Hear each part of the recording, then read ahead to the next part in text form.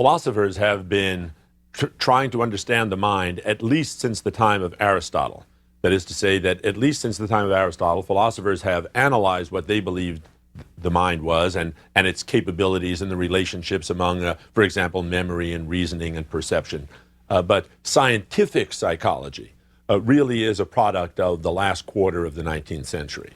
That is to say, the experimental study of mental phenomena or psychological phenomena really, in some sense, begins in 1875 when Wilhelm Wundt in Leipzig creates the first experimental psychology laboratory, which is linked to courses that he teaches in experimental psychology. Wundt was a very important figure here, not just because in some sense he established experimental psychology as a field, but as we will see in this lecture, in the 1980s and 1990s, the evolution of psychology from the early 20th century introspective psychology of Freud to the cognitive neuroscience of the 1990s, in effect, is a resumption of the experimental agenda that Wundt mapped out in 1875 and in 1895 when he actually created the first research institute at a university dedicated to experimental psychology. That also was at his University of Leipzig. Wundt was concerned, for Wundt, the subject of psychology is consciousness. Now, that may seem obvious, but as we will see in the course of this lecture, it ain't obvious at all. For Wundt, the subject of psychology is consciousness, and what we are studying as psychologists is what consciousness is. And in particular, he was interested in perception, conscious perception, obviously. He's interested in memory. He's interested in learning. He's interested in reasoning.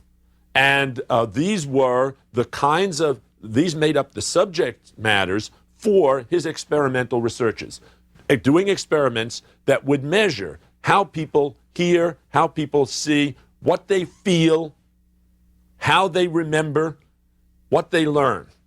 So Wundt is a powerful source of a research agenda in psychology. Given his experimental and scientific leanings, it may come as a surprise that Wundt's conception of human beings was that they are willful and emotional creatures, not primarily rational creatures. That reasoning comes after the fact, so to speak. It is not the essential characteristic of our nature. Aristotle said that man is a rational animal, not for Wundt. Man is a willful and emotional animal. Notice the echoes of this in Pareto and in Weber. And then at the end of end of 20th century economics, as we saw just in the last lecture, Kahneman and Tversky having to convince their colleagues, we are not primarily rational. We learn to reason. We don't, deductively speaking. Of course, we all reason pragmatically, but the pragmatists too saw us as primarily motivated by what we want and trying to figure out intelligently how to get it. So Wundt ended his life. The last decade or so of his life, he wrote a 10-volume work on an evolutionary account of cultural psychology. So it was rather interesting, a very broad and interesting man. He was a considerable influence on the first American to teach experimental psychology, which was William James, brother of the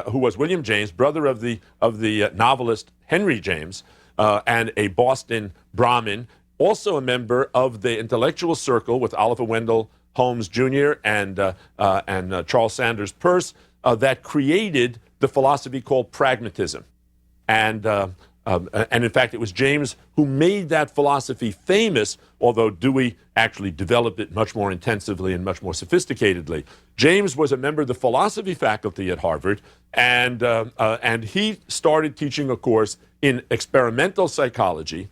Eventually, in the late 1880s, changed his faculty identification from philosophy to psychology. And he was essentially the American mouthpiece for Wundt, except that he didn't do experiments. He only talked about what Wundt did, but he did bring to Harvard to actually do experimental psychology a student of Wundt's called Hugo Münsterberg, who created an experimental psychology laboratory at at Harvard and promoted and advanced Wundt's research agenda. James himself, in his famous 1890s textbook on psychology called The Principles of Psychology, still in print in the beginning of the 21st century, still a wonderful and wonderfully insightful book, introduced the term stream of consciousness, added to Wundt's agenda the phenomenon called selective attention, and took the position that consciousness had a systemic or holistic character that came from the inside. Now, James talked about this quite qualitatively, and as I said, did not himself do any experiment. This was all theoretical for James. But it turns out that James is now laying down a research agenda that 30 years later will manifest itself as Gestalt psychology. Think about this just for a moment, that consciousness reflects internal organizational principles, that consciousness has a holistic character. It's not just a random collection of inputs from our eyes, our ears, our noses, our proprioceptors, that we experience the world in an organized way. We don't collect data and then organize it after the fact. We immediately experience the world in an organized and structured way. And he called attention to this as something that needs to be studied. And he certainly was correct about that, and that too becomes a strand of cognitive psychology in the 1980s and 1990s. So Wundt and James, in a sense, create a research agenda for one strand of psychology in the early 20th century. It is a kind of introspective psychology in the sense that it looks at consciousness as the subject of psychology. In the case of James, the principles of organization of experience in psychology. So the subject of psychology becomes consciousness, but with a slant, trying to understand how the mind organizes the sensory perception so that we experience the world in an organized way. A second type of introspective psychology is much more familiar to all of us, namely Freudianism. And in 1900, Freud published The Interpretation of Dreams, which sort of announced him to the world as a psychological theorist. Earlier, he had collaborated with an older mentor of his who he went into practice with initially, Joseph Breuer, in a collection of studies called Studies in Hysteria, which first articulated the idea that hysteria is an external response to what we will later call internal repression. Freud's famous theory of repression emerged out of his studies of hysterical patients, most of them female, but some of them male. The word hysteria prejudicially assumes that this condition is only for women, right? The same prefix as hysterectomy. And but Freud developed a theory of repression in which the physical manifestations of repression can take what are called hysterical forms. For example, glove paralysis, a loss of sensitivity in the hand that is covered by a glove. And Freud developed psychoanalysis as a technique for releasing repressed material, which is the source of all neurotic and psychotic symptoms, according to Freud.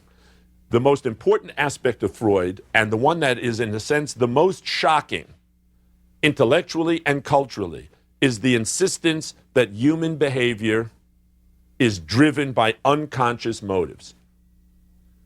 From Descartes to Freud, the assumption was that the human mind knows itself best. The thing we know best is our own mind, because we can look into our own mind. We don't know stars very well. We have a tough time figuring out matter and energy, the laws of matter and energy, but anyone who takes the trouble to do so can look into their own mind. And Freud says you can look as much as you want, but you can't see what's really causing you to behave the way you do. What's causing you to want what you want and hate what you hate. That's all unconscious. So now what is the subject of psychology? For Freud and all subsequent Freudians, for Jung and all subsequent Jungians, the unconscious is the subject of psychology. How can we understand how the unconscious affects consciousness? And Freud's famous map of the mind, in which you have the ego, the id, which is the unconscious, the source of all our unconscious motivations, instincts, drives, and the superego, our moral conscience. This conflict model in which the id is trying to get the ego to do exactly what the id wants. The ego is the reality principle. Hey, wait a minute, I can't get away with this in this society. And we internalize certain values, conscience, ethical, moral values that say, oh, you should be ashamed if you did that. You must not do that. And if you do that, you're guilty. So now, this map, so to speak, of the mind needs to be put together with such ideas as his theory of repression, that we all have experiences that we cannot confront, more or less serious experience, and so we repress them. We push them down into the unconscious. Pushed down into the unconscious, we don't have to deal with them, except, Freud says, the repressed cannot stay in the unconscious because it was conscious at one time. And so the repressed is always knocking at the door, trying to get back into consciousness, and we have to exercise energy to keep it repressed, and that can manifest itself in various kinds of illnesses, physical symptoms of various kinds, phobias of various kinds, always a manifest. What happened? And in Freud, there is a very narrow response to saying, what caused that experience? It's always childhood sexual trauma. Now, Jung was initially much younger than Freud, was an enthusiastic Freudian, and spent quite a bit of time in the period 1907 to 1911 with Freud, and in 1911 effectively broke with Freud. They came to the United States together on Freud's only trip to America. He never liked America, never wanted to come back. And during that trip, it became quite clear to Jung that he was simply being groomed to be Freud's mouthpiece, and especially Freud's Christian mouthpiece, because of the number of Freudians who were Jewish and were attracting attention by especially anti-Semitic groups in Europe, that psychoanalysis was some kind of weird Jewish conspiracy or pathology. And Jung recognized that he was probably right about this, that the psychoanalytic movement needed a Christian at its head, and he was smart enough to be the head. He retreated. He also did not believe that Freud was right in focusing so narrowly on sexuality, and Freud did not brook criticism. If you were not a Freudian, you were other. And so Freudianism actually splintered from 1910 until the 1950s and 60s into many groups, each of which felt that Freud had fundamentally correct insights, but that it was too narrow and other kinds of experiences besides childhood sexual traumas needed to be factored into why people behave in the ways that they do and display the kinds of behaviors that they do. Jung, in 1914, went into some kind of seclusion and emerged in the 1920s with his own theory, which is that, yes, the unconscious is the subject of psychology, but not Freud's individual unconscious, but the collective unconscious that we inherit, that every human being, in addition to their individual unconscious, has a collective unconscious, deep down, patterns for organizing experience, patterns for responding to experience that manifest themselves in dreams, in art, in mystical visions, in alchemy, in alchemical writings, that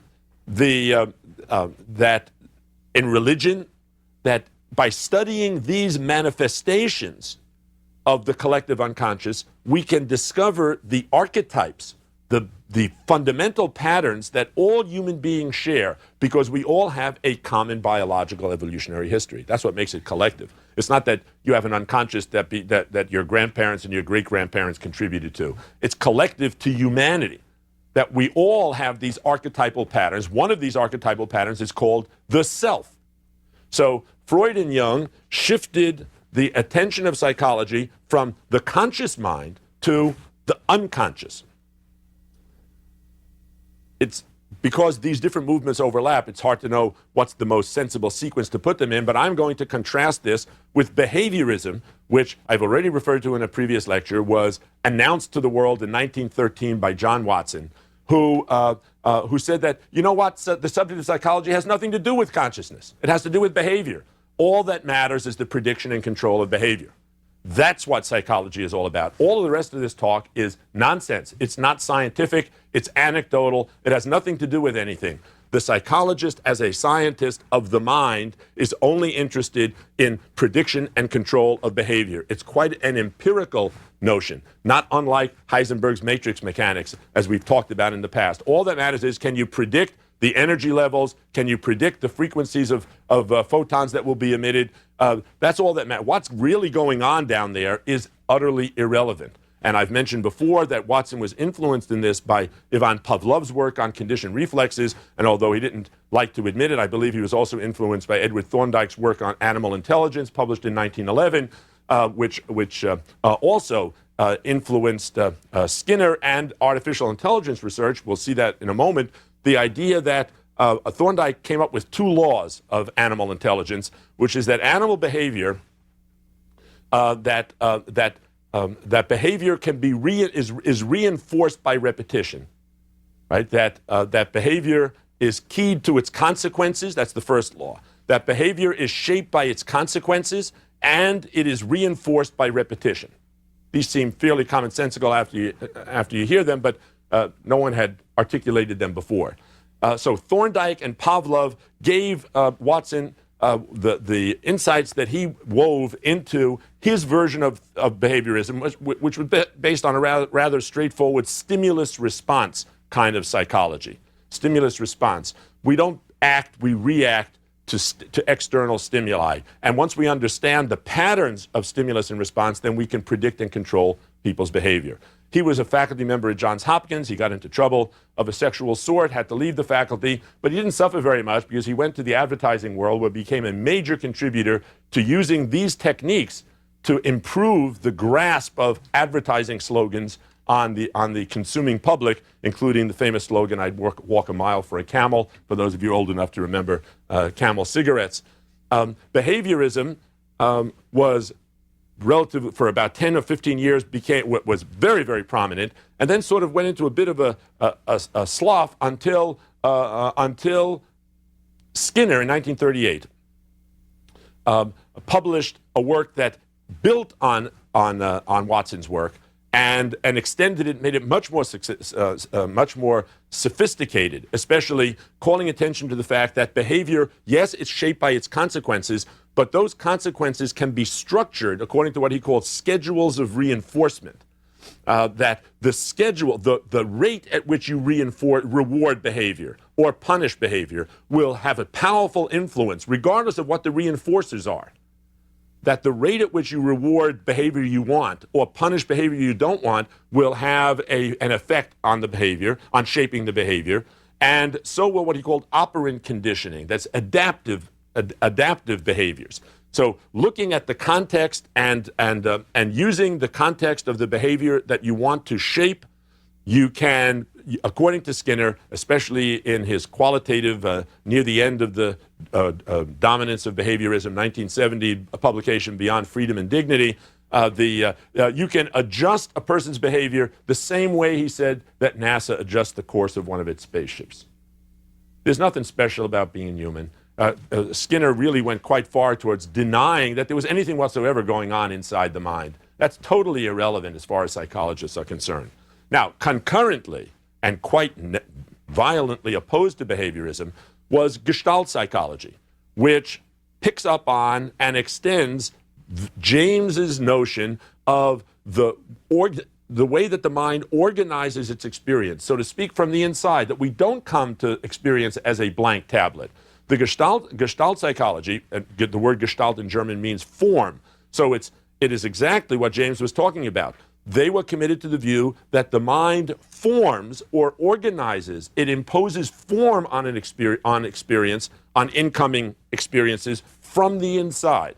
And Gestalt psychology is indebted to three men who were college university students together between 1910 and 1914, Max Wertheimer, Wolfgang Köhler, and Kurt Koffka, all of whom came to the United States between the late 1920s and the late 1930s and stayed here at various colleges, the New School for Social Research, Swarthmore, and I believe Smith.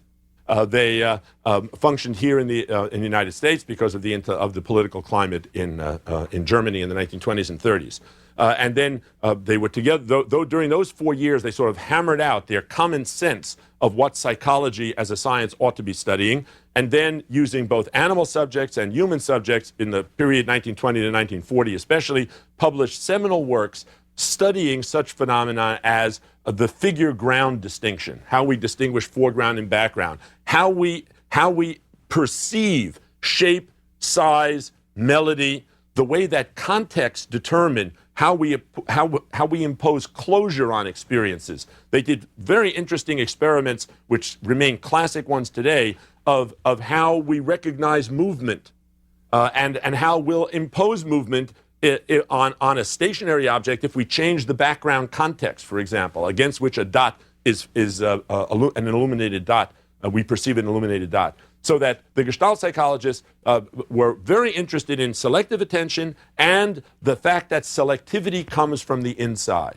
That was, from their point of view, therefore, the behaviorists were anathema, because they were saying that mind doesn't matter. So by World War II, you had the Freudians with the unconscious, you had the Gestalt psychologists, still a very prominent and dynamic research program, especially as their work was advanced by Kurt Lewin in the late 1930s and 1940s, studying group dynamics, especially small group dynamics, and Gordon Allport's theory of personality based on Gestalt psychology.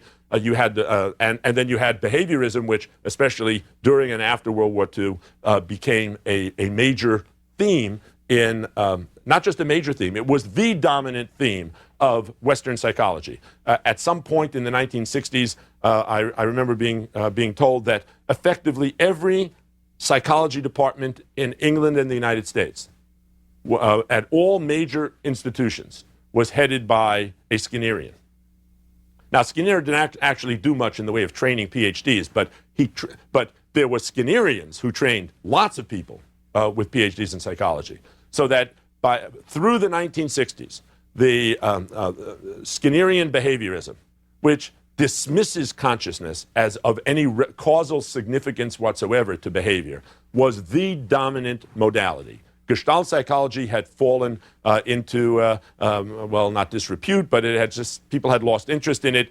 And by the 1960s, Freudianism was being severely criticized and has subsequently withered rather dramatically. The hippies of the 1960s really liked Jung because his whole notion of the archetypes emerging in mystical visions reinforced LSD experiences and mescaline, and so out-of-body experiences, being stoned out of your mind, is an opportunity to experience archetypal patterns rooted in the collective unconscious. But when that passed, so did a good deal of enthusiasm for Jung. A recent biography of Jung suggests that he was a tortured personality and not altogether a pleasant person in his personal life. We knew about his complex political positions. He was believed in the 1930s and 1940s. He was in Swiss, to be very sympathetic to the Nazi cause. But we now know, as a result of this biography, that he was also in the pay of the predecessor of the CIA to do psychological profiles of Nazi leaders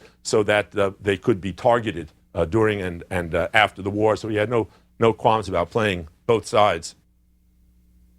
What happened in the 1970s is quite startling. Behaviorism was riding about as high as an intellectual movement can ride in academic circles. And suddenly, in the 1970s, in spite of the appearance of Skinner's book, Beyond Freedom and Dignity, which generated tremendous controversy because he said that notions of human value were getting in the way of making better societies. They were all we need to do to get rid of poverty, to get rid of drug addiction, to get rid of crime, is to shape people's behavior, to manipulate them through behavioral engineering. And in his book, Walden II, published in the late 1940s, and then again in Beyond Freedom and Dignity, he gives plans for how you can do this. Although, as Chomsky pointed out, all of this stuff is hand-waving, and in fact, very little can be pointed to as significant human behaviors that have been modified by behavioral engineering. In any event, what happened in the 1970s was the beginnings of what in the 1980s turned out to be an almost total inversion of psychological theory, from behaviorism to what is called cognitive psychology.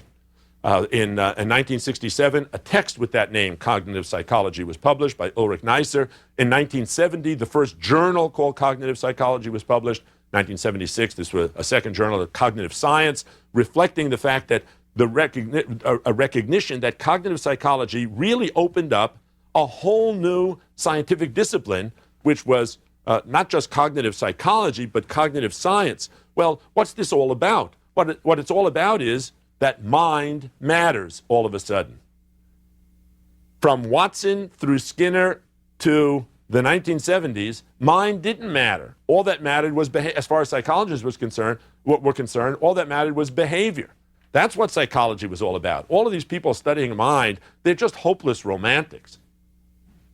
All of a sudden, the cognitivists are saying that's what cognitive is all about. It's knowledge psychology. It is thought. It is about perception, memory, learning, reasoning. Why? That's Wundt. That's the Wundtian agenda. It's about how the mind creates internal representations of the world. Well, that sounds a lot like what James and the Gestalt psychologists were interested in.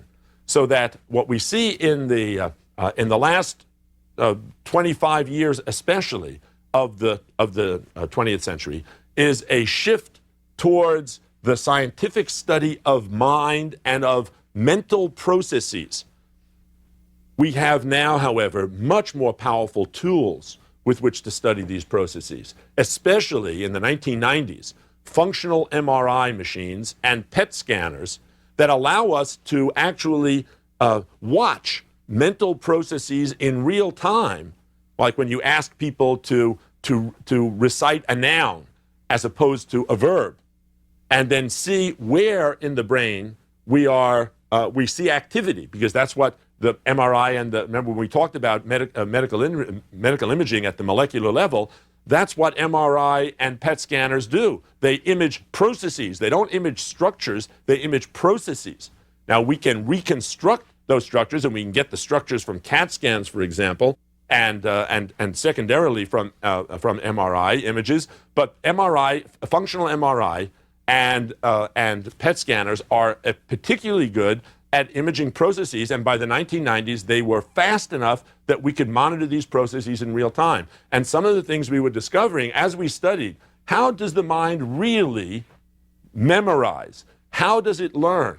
How does it reason? What's going on in the brain when the mind is learning, memorizing, reasoning, speaking, feeling, hearing music, hearing one kind of music rather than another kind of music? When it's making decisions. We already saw this at the end of the economics lecture in terms of PET scanners revealing that the emotional part of the brain is active during decision making, is more active than the so-called reasoning parts of the brain.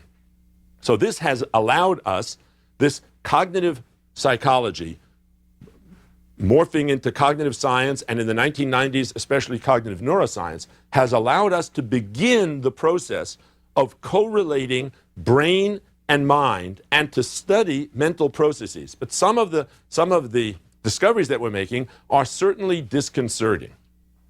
On the one hand, you can say, oh, isn't it wonderful that we now see we are able to take the best of Wundt and James and the Gestalt psychologists and put them into a high-tech scientific framework. From another perspective, one of the things that's come out is it looks as though conscious will is an illusion. It is possible now to study decision-making in enough detail that there is a growing body of evidence that we start to act before the conscious thought to act occurs to us. So that conscious will, I think I'll have that cookie. That the hand starts to move before that thought pops into your head. The hand doesn't literally start. The muscles start to be activated before the conscious thought pops into the mind, which poses some really interesting philosophical questions. Well, then, who is it that wants the cookie? If it wasn't me who am I? If the conscious will is an illusion, then where does willfulness come from? Is there, well, Is there willfulness? And then whose will is it? What is the self really like? And where do we get this power to organize our experience and to reason in the ways that we do? These are the kinds of questions that at the beginning of the 21st century, we are now able to explore using neuroanatomy, neurophysiology, and totally new kinds of conceptual tools that have been developed overwhelmingly in the last 25 years by cognitive psychologists, cognitive scientists, and neuroscientists. This leads in a very natural way into our next lecture, which is the study of artificial intelligence research, and the connections between cognitive science and artificial intelligence research are very fertile.